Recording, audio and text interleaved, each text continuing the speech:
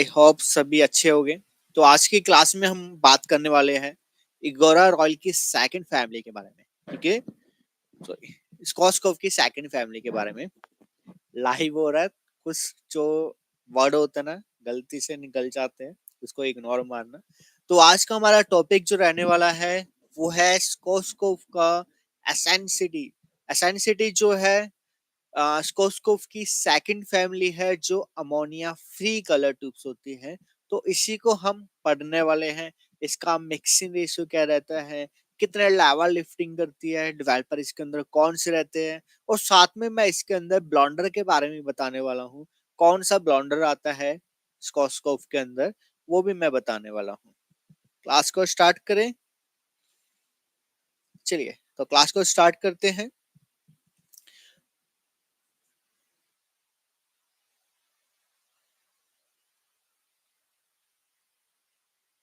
तो स्कोस्कोव का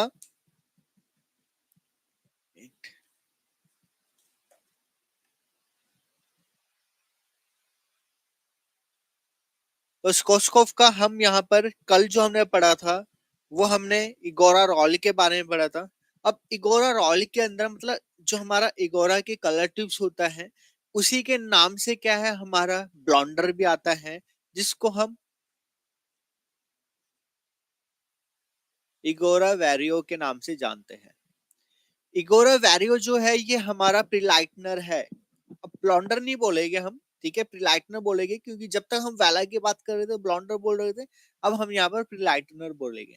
तो यहाँ पर जो हमारा ब्लीच है, जो हमारा प्रिलाइटनर है, वो इगोरा वेरियो के नाम से आता है, जो अप टू 8 लेवल लिफ्ट करता है। ठीक है, ये बालों पे लिफ्टिंग ज्यादा करता है। कितने लेवल तक करता है? 8 लेवल तक करता है। डिपेंड करता है क्लाइंट का हेयर क्या है और वॉल्यूम कौन सा ले रहे हो, उसके ऊपर भी रहता है। क्योंकि आप ऐसा भी कर सकते हो, जैसे आपने 10 वॉल्यूम लिया, ठीक है, इससे भी आप 4-5 लेवल तक लिफ्टिंग कर सकते हो। ठीक है, लेकिन अगर पतले बाल है, बालों पे कोई कोटिंग नहीं है, तब ठीक है ना। तो यहाँ पर अगर मैं इसकी लिमिट की बात करूं कि कितने टाइम तक, 50 मिनट तक ये लिफ्टिंग करेगा, उसके बाद ये खुद अपना आप ही रुक जाता है। ठीक है, प्रोसेसिंग अपना आप ही इसकी रुक जाती है। तो इगोरा वेरियो के नाम से आता है ब्लॉन्डर प्रीलाइटनर। अप टू 8 लेवल लिफ्ट करता है और 50 मिनट तक ये काम करता है। सभी का 50 मिनट है, ठीक है ना। तो क्लियर है ये सारी चीजें। मिक्सिंग रेशियो 1:1 या 1:1.5 या फिर 1:2 आपको रखना है। ठीक है, सभी का मिक्सिंग रेशियो यही रहता है। 1:1.5 कब रखना है?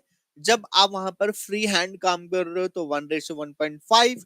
और 1:2 कब रखना है? जब आप फॉइल पेपर के साथ कर रहे हो तब आपको करना है 1:2। कल मैं आपको पूरा एप्लीकेशन टेक्निक बताने वाला हूँ, वहां पर आपको और भी चीजें क्लियर हो जाएगा, कैसे आपको एप्लीकेशन करना होता है। ठीक है, वो सारी चीजें। तो इतना क्लियर हुआ, तो कल का हमारा टॉपिक अब कंप्लीट हुआ है। तो आज हम सेकंड फैमिली के अंदर चलते हैं, जिसका नाम है एसेंसिटी।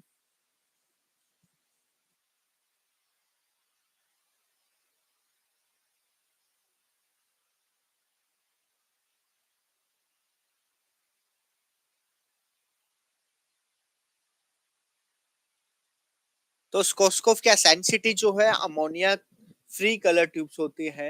अगर मैं इसमें बात करूं, इसके अंदर सब बेस शेड, फैशन शेड सभी आते हैं और 100% ग्रे कवरेज करते हैं। अगर मैं फैशन शेड की बात करूं तो 70% ग्रे कवरेज करते हैं। अगर मैं लिफ्टिंग की बात करूं, 100% ग्रे कवरेज बेस, ठीक है, 70% ग्रे कवरेज करेंगे फैशन से। Mixing ratio 1:1। Lifting up to 4 level, 4 level तक लिफ्टिंग करते हैं। ठीक है, एक मिनट मार्कर मैं चेंज करता हूँ। ठीक है, तो अप टू 4 लेवल तक ये लिफ्टिंग करते हैं।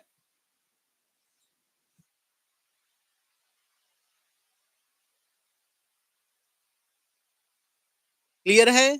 तो हमारा जो एसेंसिटी है उसके अंदर फैशन शेड और बेस शेड दोनों आते हैं। दोबारा लिखूं क्या?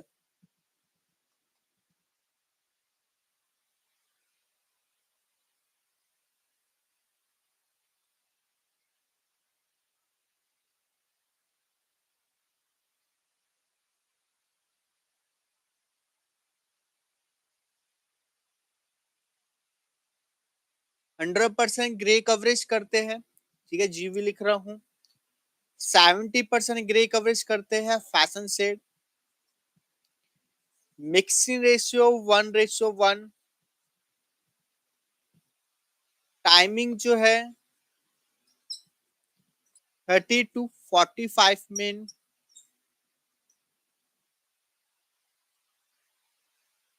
लिफ्टिंग अप टू 4 लेवल, ठीक है, 4 लेवल तक लिफ्टिंग करते हैं। डेवलपर की अगर मैं बात करूं,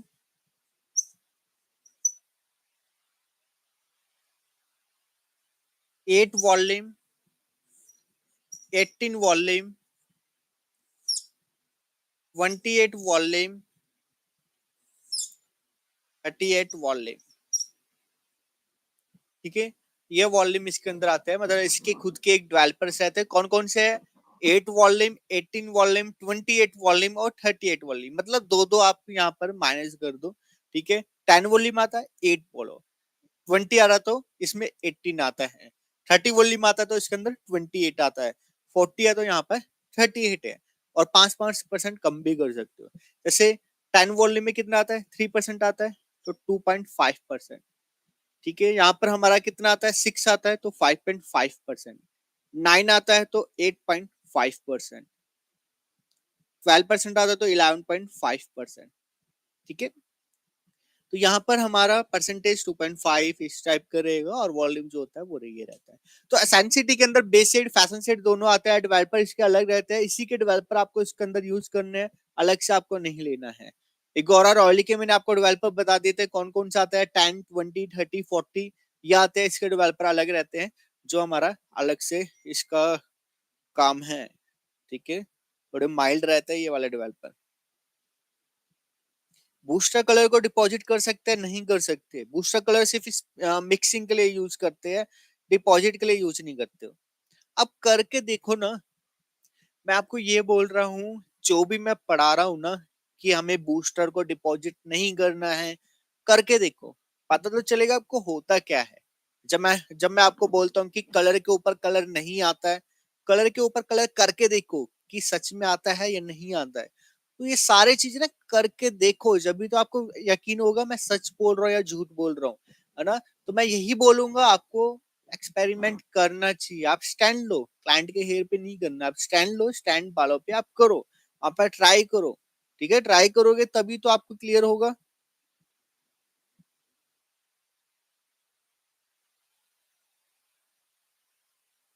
ट्राई करोगे तो अच्छा रहेगा, ठीक है। ऐसी इगोरा का जो वैरियो के नाम से ब्लॉन्डर आता है, जो अप टू 8 लेवल लिफ्टिंग करता है, ऐसी हमारा अमोनिया फ्री भी ब्लॉन्डर आता है, एसेंसिटी के नाम से आता है।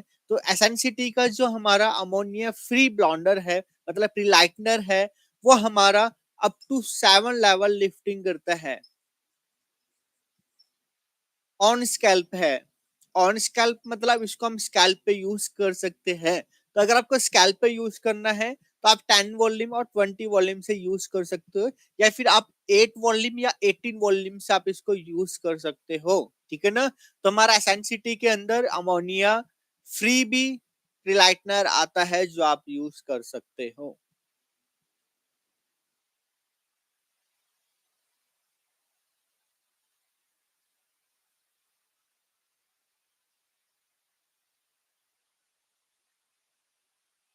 चलिए, तो ये हमारा आज का क्लियर हुआ। मैंने आपको सारा स्कोप का बता चुका हूँ। तो कल जो हमारा क्लास रहने वाला है, अब हमारा सारा प्रैक्टिकल रहेगा। अब हम सारा प्रैक्टिकल पे बात करेंगे। अगर आपको थ्योरी के अंदर कोई भी प्रॉब्लम है, आपको कुछ पूछना है, तो आज मेरे से पूछ सकते हो। बाकी कल हम जो भी करने वाले हैं वो हम प्रैक्टिकल करने वाले हैं। किसी को कोई डाउट है कलर करेक्शन में, ठीक है, क्या हमारे फैमिलीज रहते हैं, ये सारी चीज जो भी डाउट है तो आज मेरे से आप क्लियर कर सकते हो। बाकी एक दिन हम पूरा आपके डाउट, जो भी आपके डाउट्स रहते हैं वो हम क्लियर करेंगे, पूरा एक दिन मैं आपको देने वाला हूँ। उसमें मैं कुछ क्वेश्चंस भी आपके साथ पूछूंगा जो आपको आंसर देना है। शायद मैं आज ही ना कर दूं, वो मेरा मूड के ऊपर है। अगर आपने कुछ को नहीं पूछा क्वेश्चंस वगैरह, तो मैं आपसे ही क्वेश्चन पूछने वाला हूँ।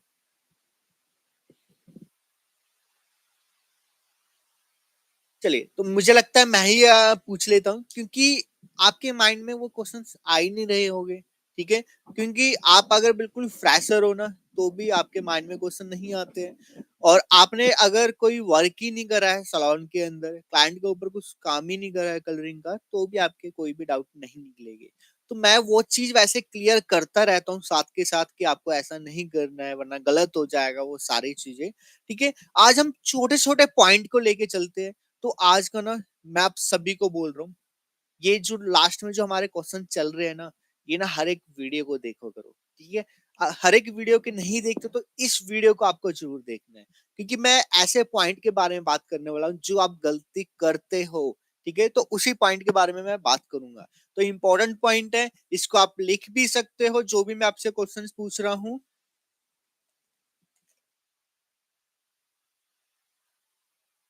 जो लाइव देख रहा है क्लासेस को, उसको समझ आएगा। जो बाद में इस रिकॉर्डिंग वीडियोस को देखेगा, शायद उसको बोरिंग लगेगा, क्योंकि मैं एक क्वेश्चन पूछूंगा, उसके बाद मैं चैट का वेट करूंगा, तो थोड़ा सा बोरिंग जरूर लगेगा। लेकिन इतना तो आपको करना पड़ेगा, क्योंकि आप लाइव नहीं क्लास देखते। बाकी जो भी हमारा चैट में बात चल रही होगी, वो मैं साथ के साथ बताता रहूंगा, ताकि आपको भी पता चलता रहे। चलिए, पहला फर्स्ट जो हमारा क्वेश्चन है, ठीक है, वो मैं आपको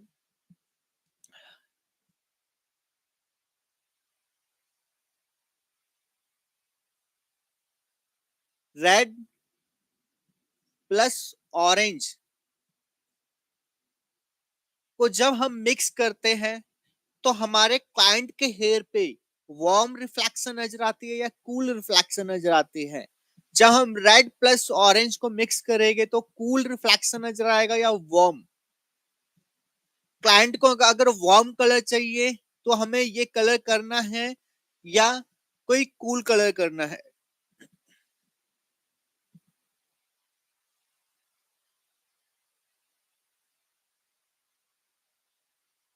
कलर और डेवलपर सेम कंपनी का ही यूज करते हैं क्या? ऐसा जरूरी नहीं है। ठीक है, लेकिन हाँ, अगर आप डायमी परमानेंट कलर टिप्स यूज कर रहे हो, तो आप उसी का ही डेवलपर यूज करोगे, चाहे दूसरी कंपनी के अंदर कर लो, उसका भी हमारा डायमी परमानेंट के ही डेवलपर होना चाहिए। लेकिन आप ऐसा नहीं कर सकते कि परमानेंट कलर ट्यूब्स का डायमी परमानेंट कलर ट्यूब में आप यूज कर रहे हो। ठीक है, वो नहीं करना आपको।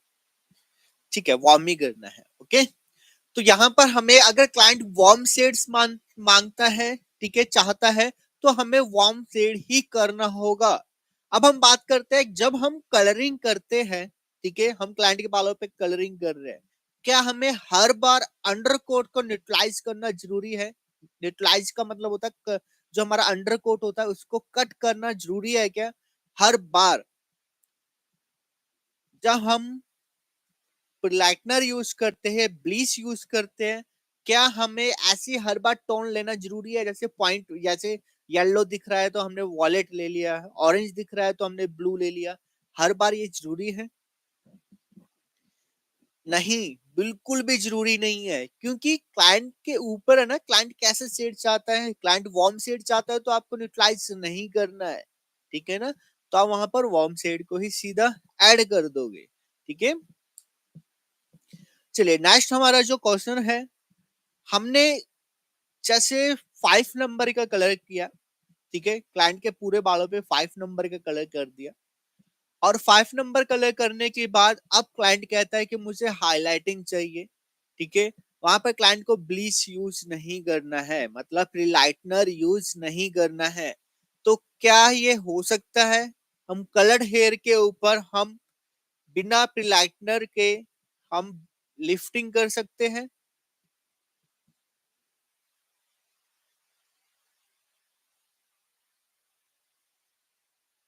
हाँ, कर सकते हैं।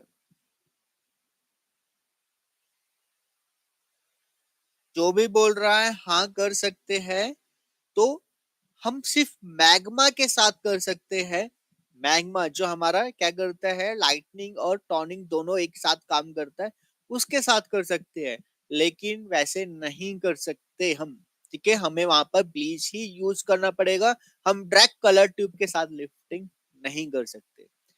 सेकंड लास्ट, जो भी लास्ट तो नहीं होगा, नेक्स्ट मेरा जो क्वेश्चन है, क्लाइंट के हाईलाइटिंग वाला हेयर है, आज ही मेरे पे कॉल आया था। क्लाइंट का हाईलाइटिंग वाला हेयर है, ठीक है, नीचे नीचे एंड्स पे हाईलाइटिंग हो रखी है। उसके ऊपर हमें क्या करना है, ग्लोबल कलर, मतलब हाईलाइटिंग करना है दोबारा से, ठीक है ना। क्लाइंट का हाईलाइटिंग वाले हेयर है, एंड्स पे जा चुके हैं, दोबारा से हाईलाइटिंग करना है। तो अब हम कैसे कर सकते हैं, अब जो हाईलाइटिंग पहले निकला हुआ था तो उसको हम छांट नहीं सकते, ठीक है, मतलब निकाल नहीं सकते कि हाईलाइटिंग को। तो हम वहां पर हम कैसे करेंगे?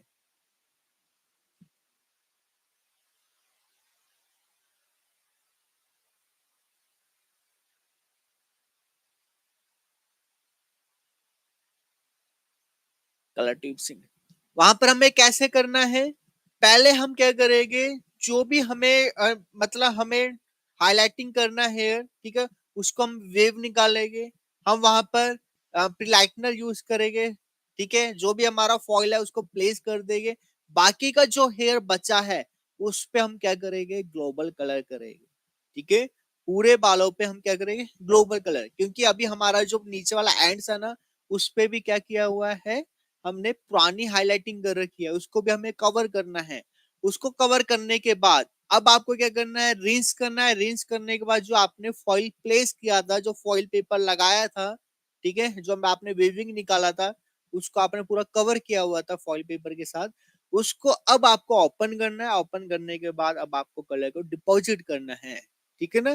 तो बहुत ज्यादा कंफ्यूज रहते हो आप कि हाईलाइटिंग किया हुआ बाल जब आता है तो आप ये सोचते हो कि कैसे करें, ठीक है। तो कैसे करना है, आपको वेविंग करना है, पूरा फॉइल पेपर आपको प्लेस कर देना है, बाकी जो बचा हुआ हेयर है उस पे आप कर दोगे ग्लोबल कलर। और फिर लास्ट में आप क्या करोगे, रिंस करोगे। रिंस करने के बाद, ठीक है, डायरेक्ट मत फॉइल पेपर ओपन कर देना, वरना कलर वो जो होता है वो नीचे वाला बेस वाला जो कलर है वो बालों पे चढ़ जाएगा। पहले आपको रिंस करना है, उसके बाद आपको फॉइल पेपर ओपन करना है, फिर आपको कलर डिपॉजिट करना है हाईलाइटिंग हेयर पे, जो भी क्लाइंट का रिक्वायरमेंट है।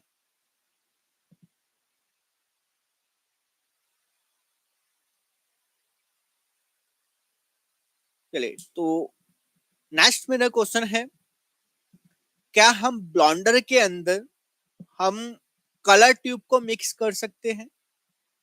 क्या हम प्रिलाइटनर के अंदर कलर ट्यूब को मिक्स कर सकते हैं क्या?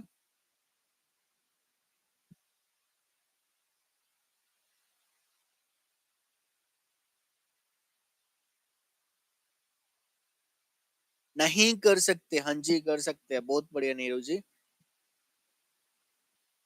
बिल्कुल भी नहीं करना है आपको, प्लाटनर के ऊपर मतलब अंदर आपको कलर ट्यूब मिक्सिंग नहीं करनी है, ठीक है, क्योंकि प्रिलाइटनर का काम अलग है, कलर ट्यूब का काम अलग होता है। आपका कलर जो है वो आपको भी नहीं पता क्या आने वाला है।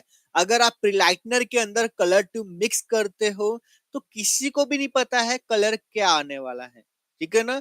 तो वो एक तरीके से तुक्का होगा, ठीक है, कहीं से लाइट कहीं से डार्क, इस टाइप का आपको रिजल्ट मिलने वाला है, पैची रिजल्ट आपको मिलेगा। तो ऐसा आपको नहीं करना है, और साथ में क्लाइंट का हेयर भी डैमेज होगा। तो इसलिए आपको यहाँ पर कभी भी नहीं करना है, प्रिलाइटनर के अंदर कलर ट्यूब को मिक्सिंग नहीं करनी है। तो नेक्स्ट हमारा क्वेश्चन आता है, अगर क्लाइंट का थिक हेयर है, मोटे हेयर है, और आपने बड़ा कोशिश कर लिया, उनका ग्रे हेयर जो है वो 4 नंबर से भी कवर नहीं हो पा रहा, तो आपको कौन सी कलर ट्यूब लेना होता है?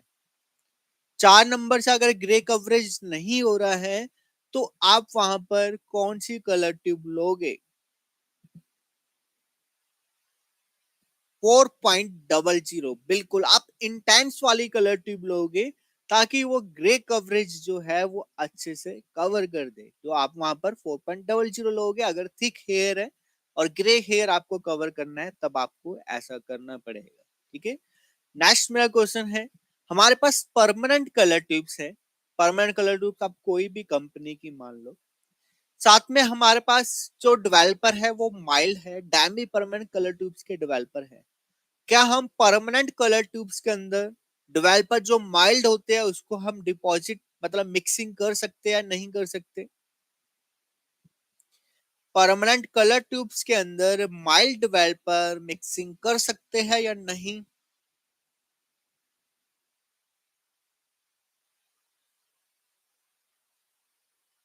कर सकते हैं बिल्कुल, क्योंकि हमारी परमानेंट कलर ट्यूब्स है, माइल्ड डेवलपर तो कर सकते हैं, वरना आप कलर डिपॉजिट कैसे करोगे? क्योंकि डायमी परमानेंट कलर ट्यूब्स के अंदर ही माइल्ड डेवलपर आते हैं, 6 वॉल्यूम 10 वॉल्यूम ज्यादातर वो हमारा माइल्ड डेवलपर ही होते हैं। तो आपको डार्कनिंग के लिए वहां पर आपको वही लेना पड़ता है, ठीक है ना? तो इसलिए हम उसमें कर सकते हैं। अब इसी का ही उल्टा क्वेश्चन है, माइल्ड कलर ट्यूब है, ठीक है, डायमी परमानेंट कलर ट्यूब्स है, क्या आप स्ट्रॉन्ग वाले जो डेवलपर होते हैं वो आप यूज कर सकते हो उसके अंदर?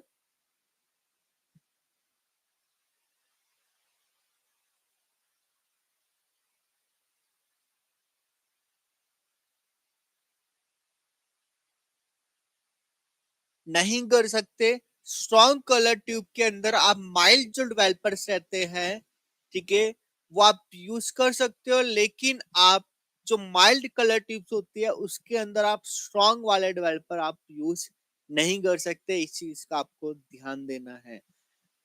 अब माइंड में आता है कि क्या होगा अगर हम कर लेते हैं, तो क्या होने वाला है? वही चीज मैं बोल रहा हूँ आपको, जब तक नहीं करोगे तो कैसे पता चलेगा? करो, एक्सपेरिमेंट करो। मैं भी यकीन नहीं करता किसी पे, मैं सीधा एक्सपेरिमेंट करता हूँ। तो आप भी ऐसा कर सकते हो। तो मैं वैसे आपको क्लियर बता देता हूँ क्या होने वाला है। बालों में एक तरीके से ड्राइनेस बहुत ज्यादा आ जाएगी, और हेयर जो कलर होगा वो भी आपका अच्छे से डिपॉजिट नहीं होगा, ठीक है ना?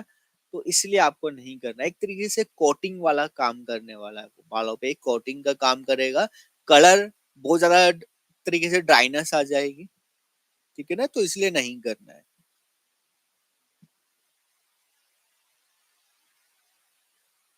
चलिए, तो नेक्स्ट हमारा क्वेश्चन है, जब हम प्रिलाइटनर यूज करते हैं, ठीक है, जब हम ब्लॉन्डर यूज करते हैं, तो क्या हमारा फिक्स है कि हम 1:1.5 या 1:2 ही करेंगे, बाकी हम 1:3 या 1:4 नहीं कर सकते?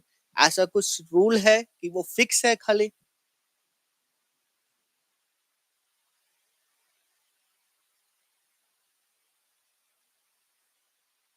नो, ठीक है, बिल्कुल भी ऐसा कोई रूल नहीं है कि आपको 1:1.5 ही रखना है या 1:2 ही रखना है।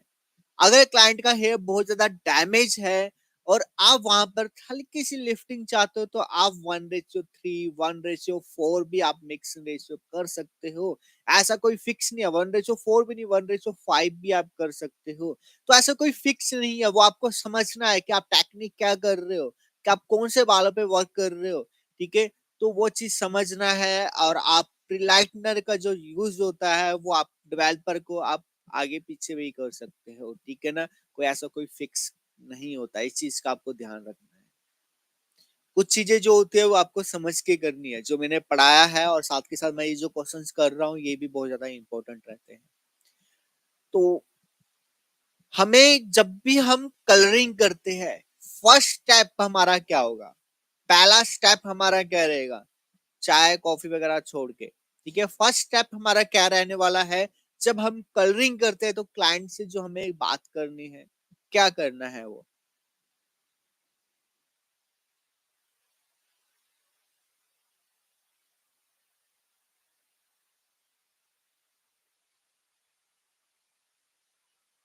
क्लाइंट कंसल्टेशन, ठीक है, क्लाइंट से आप बात करोगे, क्लाइंट की आप सुनोगे सिर्फ, ठीक है, क्लाइंट की आपको सिर्फ सुनना है, आपको कुछ नहीं बोलना है, आपको कुछ नहीं अब बीच में टोकना उनको, आप सिर्फ क्लाइंट की सुनो, ठीक है?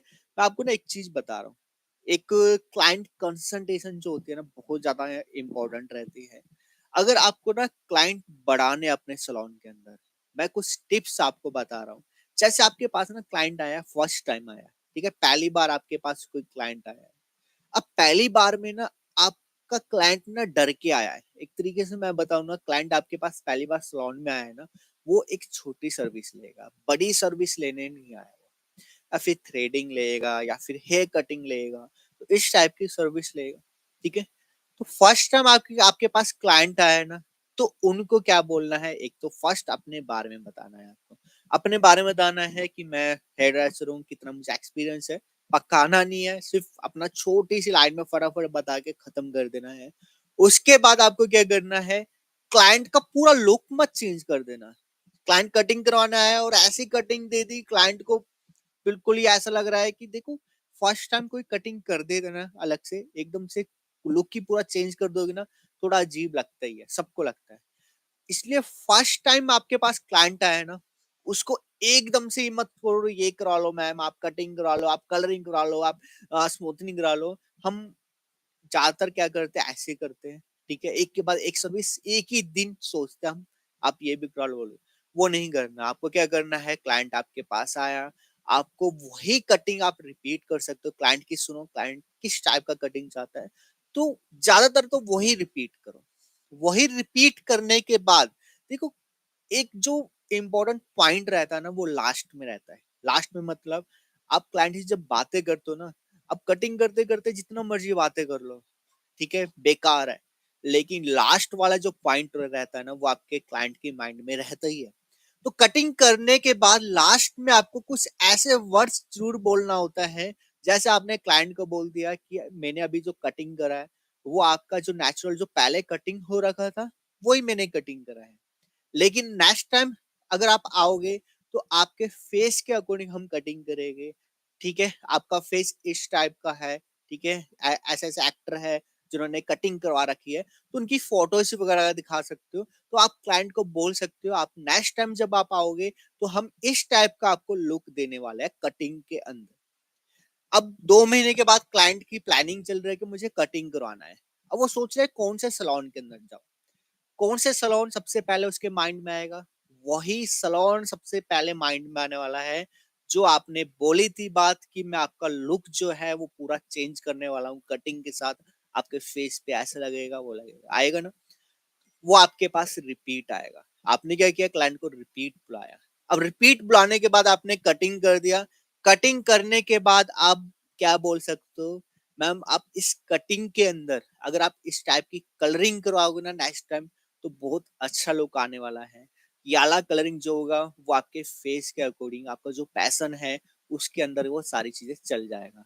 बाकी अगर नेक्स्ट टाइम जब आप आओगे, तो इसके बारे में भी जरूर सोचना, बहुत अच्छा आपका लुक पूरा चेंज होगा। तो नेक्स्ट टाइम 2 महीने के बाद दोबारा क्लाइंट की प्लानिंग बनेगी, मुझे कुछ बालों में कुछ करवाना है, रिपीट तुम्हारे पास आने वाला है। ऐसे ही आपको रिपीट पे रिपीट क्लाइंट को बुलाना है, तो ना लास्ट में कुछ पॉइंट आपको जरूर देना होता है, ठीक है? वो आप अपने तरीके से दे सकते हो। तो ये छोटे छोटे टिप्स रहते हैं, जो हम ऑनलाइन क्लासेस में भी, जो हमारा जूम ऐप की क्लास रहने वाली है, जो हमारे 2 जनवरी से स्टार्ट होने वाली है, उसमें हम ऐसे ऐसे टिप्स भी पढ़ेंगे। तो बहुत सारी चीजें रहती है, अभी आपको नहीं पता है कि होता क्या है। अभी तक इस फील्ड में हम सिर्फ काम करना सोचते थे कि काम करना है, लेकिन अब मैं आपको बता रहा हूँ, ये वाली जो फील्ड है ना, इतनी तेजी से आगे बढ़ चुकी है ना, जिनको इन सब की नॉलेज नहीं है ना, वो एक तरीके से पीछे रह जाएंगे, ठीक है? अपनी नॉलेज को बढ़ाओ। क्लाइंट कंसंट्रेशन, बॉडी लैंग्वेज बहुत इंपॉर्टेंट होता है। छोटी छोटी चीजें जो हम 2 जनवरी वाली क्लास में हम स्टार्ट करेंगे, ठीक है ना? तो ये छोटे छोटे टिप्स को इग्नोर मत मारा करो। और मैं क्वेश्चन पूछूं?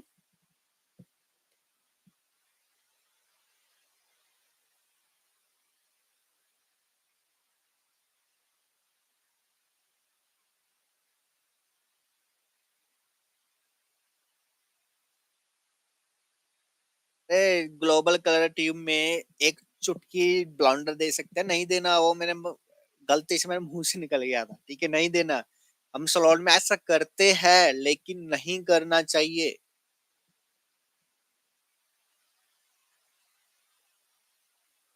चलिए, नेक्स्ट हम आगे बढ़ते हैं। मेरा एक और क्वेश्चन है, क्या हमारा कलरिंग के बाद स्टाइलिंग करना, बालों पे जो हम स्टाइलिंग करते हैं, और फोटो शूट करना इम्पोर्टेंट है या नहीं है?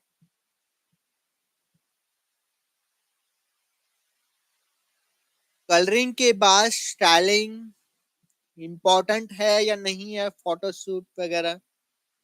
नीरू तो जानबूझ के आप ऐसा कर रहे हो क्या नीरू? आप मना कर रहे हो स्टाइलिंग जरूरी नहीं है, आप बहुत सारे क्वेश्चंस को गलत दे रहे हो। ये तो बेसिक सा क्वेश्चन है, हाँ स्टाइलिंग तो जरूरी है। बहुत ज्यादा इम्पोर्टेंट है स्टाइलिंग। अगर आप अपने आप को फेमस करना चाहते हो ना, आप क्लाइंट को और ज्यादा बुलाना चाहते हो, देखो आपने कुछ चीज करवाया ना, आपने कलरिंग करवाया है, तो आप अपने फ्रेंड्स को दिखाते हो कलर कैसा लग रहा है, बताना प्लीज ये सही तो है ना। सारी चीजें होता है ये, ठीक है, सब क्लाइंट करते हैं।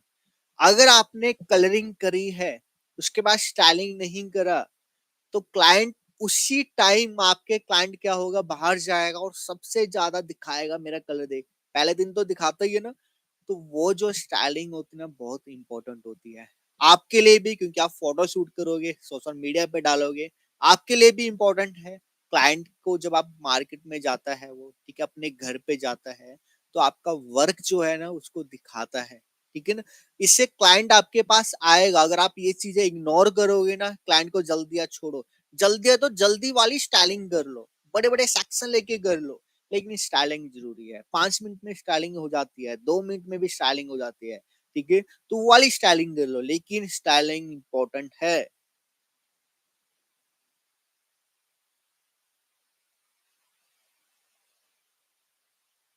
ठीक है। तो बाकी अभी और भी क्वेश्चन है जो अभी मैंने फिलहाल सोचा नहीं था कि मैं इस टाइप के आपको आ, आपसे क्वेश्चन पूछूंगा। तो क्वेश्चंस बहुत सारे हैं जो अभी माइंड में अगर मैं बात करूं तो बहुत सारे आ भी जाएगा, बहुत सारे क्वेश्चंस है जो नहीं भी आएंगे। और अगर मैं बात करूं और भी क्वेश्चंस की, अमोनिया जो कलर ट्यूब्स होती है और अमोनिया फ्री जो कलर ट्यूब्स होती है, बेस्ट कौन सी है? अमोनिया कलर ट्यूब्स या ammonia free colour tubes best है?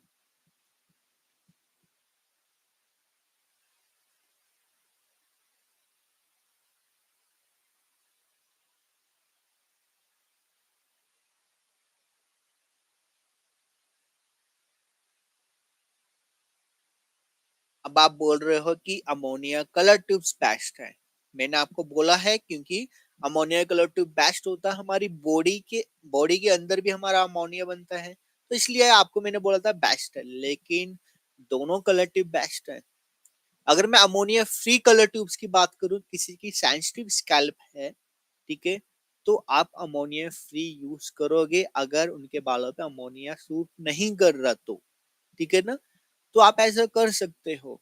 तो अमोनिया फ्री भी बेस्ट है, अमोनिया फ्री जो कलर ट्यूब्स होती है वो भी अच्छी रहती है, और अमोनिया कलर ट्यूब भी अच्छी रहती है, ठीक है। डिपेंड करता है क्लाइंट का हेयर स्कैल्प कैसा है। क्लाइंट का सेंसिटिव स्कैल्प नहीं होता है फिर भी ammonia free colour tubes use करते हैं, वो चीज गलत होता है। हम अमोनिया कलर ट्यूब्स भी यूज कर सकते हैं, हमारा कलर लॉन्ग लास्टिंग रहेगा, बालों में साइन अच्छा रहेगा, ठीक है।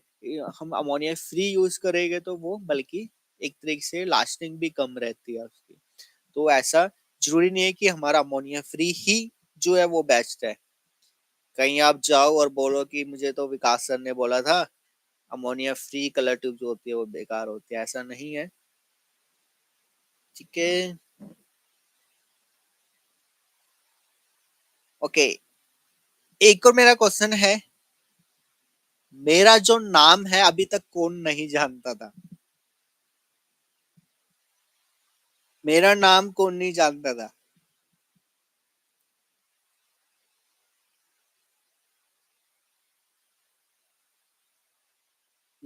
मुझे पता था कि आप नहीं जानते होगे, ज्यादातर क्राफ्ट इस टाइम से जानते होगे। तो मेरा नाम जो है वो विकास है।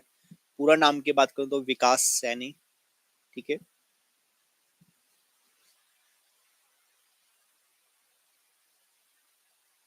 तो विकास नाम है मेरा।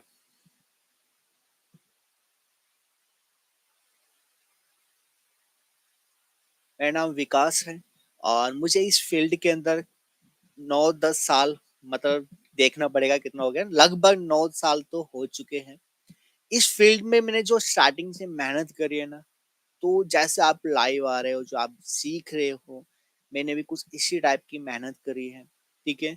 अब साल पे मत जाओ, मुझे 9 साल हुआ है या फिर 2 साल हुआ है।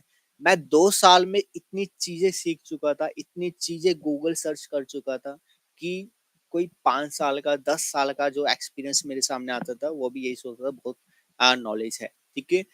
तो मैं ये मानता हूँ कि एक्सपीरियंस पे नहीं जाना चाहिए। मेरे एकेडमी से जो भी स्टूडेंट जाते हैं ना, तो अगर आप बोलोगे ना उनको कि ये मतलब लग ही नहीं रहे कि 2 महीने में इन्होंने पूरा ये नॉलेज लिया है। तो मैं जो नॉलेज देता हूँ ना वो बहुत साल का ऐसा ऐसा लगता है कि इनको 2 साल हो चुके हैं, 3 साल हो चुके हैं। ठीक है ना? तो मैं ये बोलूँगा एक्सपीरियंस पे नहीं जाना चाहिए, मेहनत पे जाना चाहिए। मैं क्लाइंट मतलब सामने वाले ने मेहनत कैसे करी है। तो 9 साल मुझे लगभग हो चुके हैं और 9 साल में मैंने इतनी मेहनत करी है कि मैंने सारी चीज़ें एक तरीके से गूगल सर्च, कंपनी की क्लासेस मतलब बहुत सारी चीज़ें मैं ले चुका हूँ। सीखना मैंने अभी तक नहीं छोड़ा है, ठीक है? और दूसरा अगर मैं रहने की बात करूँ, मैं यमुनानगर से हूँ, यमुनानगर में मेरा गाँव है तलाकोट, ठीक है? उस गाँव से मैं उस गाँव में रहता हूँ। अभी फ़िलहाल जो हमारी अकेडमी है वो हमारी यमुनानगर में है।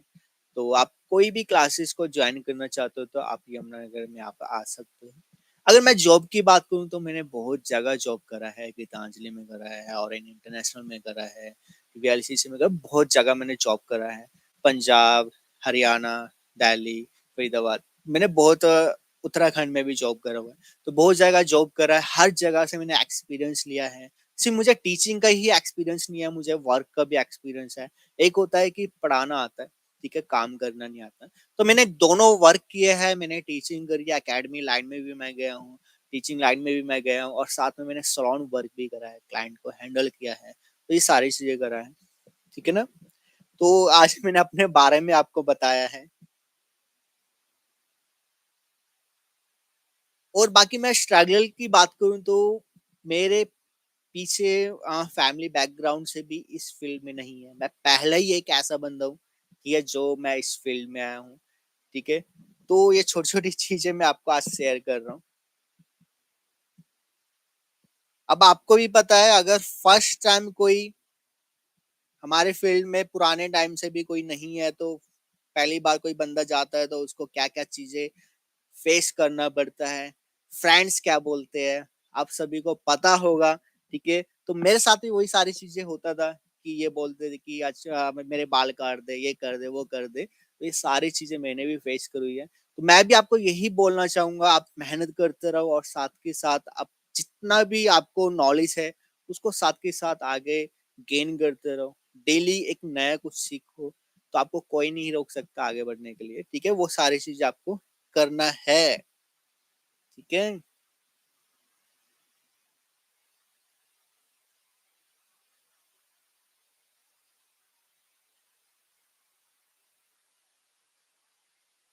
क्या बोल रहे हो? ग्रे हेयर 50% है, प्री पिगमेंटेशन करके, ब्लॉन्डर करके। मुझे आपका क्वेश्चन समझ नहीं आया। अगर 50% ग्रे हेयर है तो प्री पिगमेंटेशन क्यों करेगा? प्री पिगमेंटेशन नहीं, पहले आप फ़ोन नंबर कलर करोगे। ग्रे हेयर पे आप प्री पिगमेंटेशन करके क्या करोगे? व्हाइट बालों में से ग्रे हेयर में से क्या निकालोगे? उसमें तो कोई टोन ही नहीं है। उसमें आप डालना नहीं है, उसमें सीधा बेस कलर ऐड करो। प्री पिगमेंटेशन नहीं करना।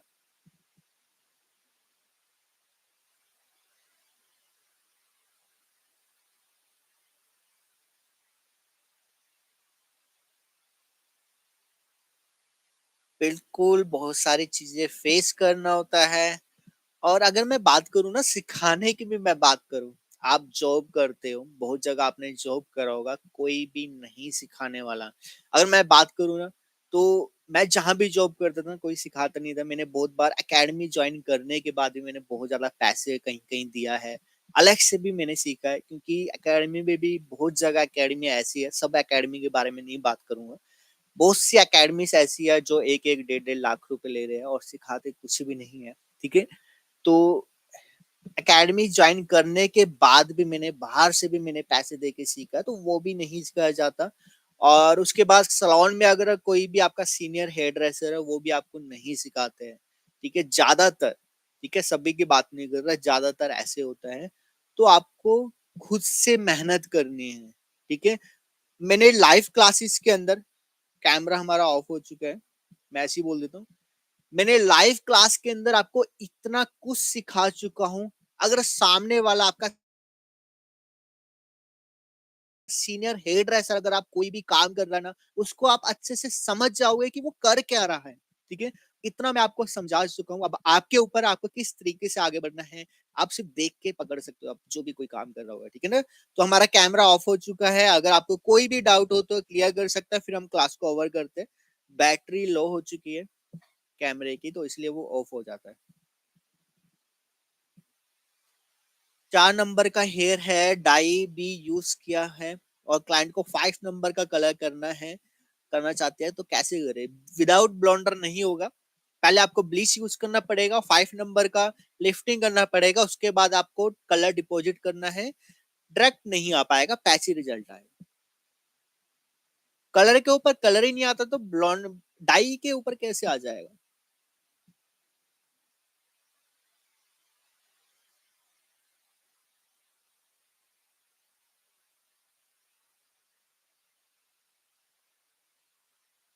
गीले हेयर पे कलर डिपॉजिट कौन से डेवलपर से करे? कम वॉल्यूम से करो, 6 वॉल्यूम से करो।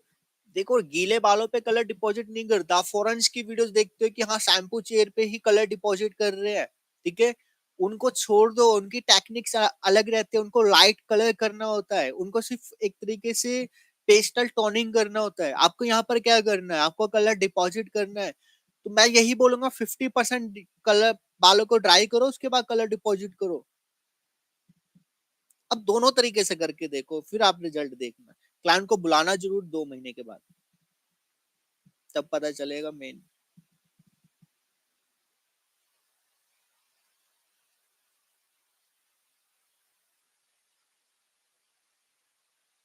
Babli ji, thank you so much. Hydra spa बता दीजिए, ये भी बता दूंगा जल्दी।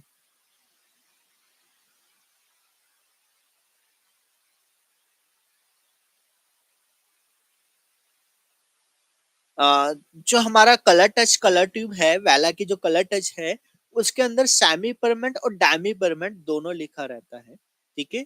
तो वो दोनों बोलते हैं उसको। तो डायमी परमानेंट कलर ट्यूब से में अब देखना कहीं कहीं उसके अंदर ना सेमी भी लिखा है, कहीं कहीं डैमी भी लिखा हुआ है, प्रदीप।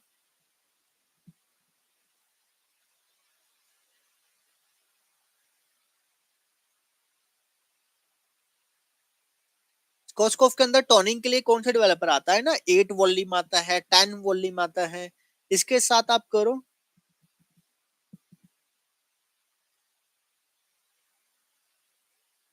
येलो की इफेक्ट को कम करने के लिए हमारे पास जो पर्पल शैम्पू आता है, ठीक है? उसको आपको कैसे यूज करना होता है? उसको आपको पानी के अंदर मिक्स करना है, पानी के अंदर मिक्स करने के बाद बालों पे लगाना है, बालों पे लगाने के बाद 15 मिनट रखना है। 1 मिनट नहीं, 15 मिनट।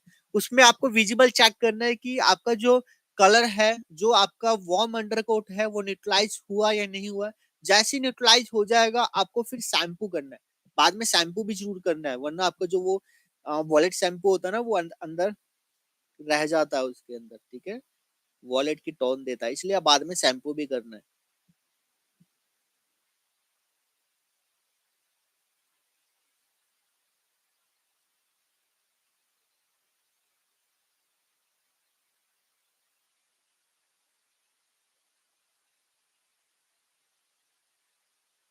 कलर फैमिली जैसे लॉरेल में डाईलाइट बोल सकते हैं, हाँ।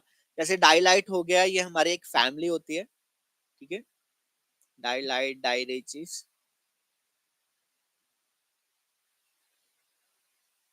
कलर करेक्शन हमारी इतनी बार हो चुकी है, कलर करेक्शन का हमारा टॉपिक हो चुका है, उसको आप देख लेना। नहीं, स्कोप के अंदर नहीं है।